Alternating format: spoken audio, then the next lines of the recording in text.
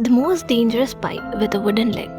World war టూలో Nazi సోల్జర్స్ని గజగజ వణికించిన the most dangerous spy ఎవరో తెలుసా? She was the limping lady. ఆమె పేరు వింటేనే హిట్లర్ ఆర్మీకి భయం.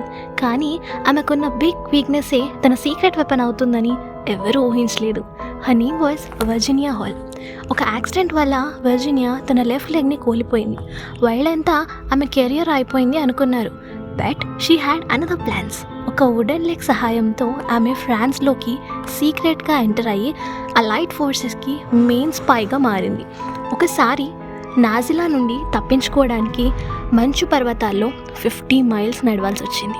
ఆ వుడెన్ లెగ్తో అంత దూరం ట్రావెల్ చేయడం అంటే ఇట్స్ ఆల్మోస్ట్ ఇంపాసిబుల్. అప్పుడే ఆమె తన ఆఫీసర్స్కి ఒక మెసేజ్ పంపింది.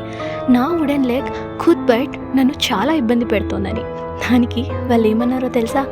If he had trouble some eliminate him అని.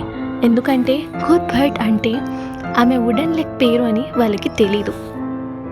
ఇంత రిస్క్ తీసుకున్న వర్జీనియా హాల్ని నాజీస్ ఎప్పుడో పట్టుకెళ్ళిపోయారు.